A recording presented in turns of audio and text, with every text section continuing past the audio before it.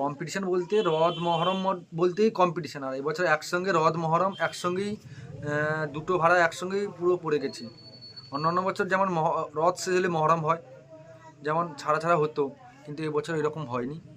যেমন প্রথম ভাড়া ভসলাঘাট বলে একটা জায়গা আছে, ওইটা প্রথম রথে ভাড়া আছে। তার একদিন পর জুখিয়া বাজার বুড়ির দোকান, সেখানেও ওই রথ উপলক্ষেই কম্পিটিশান আছে। আচ্ছা, ওই কম্পিটিশানটা প্রথম রথের দিন হতো প্রত্যেক বছর, কিন্তু ওই দিন অনেক জায়গায় কম্পিটিশান হওয়ার জন্য সেটা পায়নি বলে এবছর পরের দিন করেছে কমিটিরা। আচ্ছা, নেক্সট ভাড়া যেটা বলে উল্টো রথ উপলক্ষে, ওটা আমাদের চাউলখোলাতে আছে। আচ্ছা, চাউলখোলার পরের দিন মহরম উপলক্ষে মারিচদাতে আছে। আচ্ছা, মারিচদা পরের দিন ওটাও মহরম। আর এই মহরম উপলক্ষে দীঘা রামনগর দেউলিহাট সেম জায়গা, যেই ক্লাবে আমরা প্রত্যেক বছর থাকি সেই ক্লাবেই এবছরও আছে।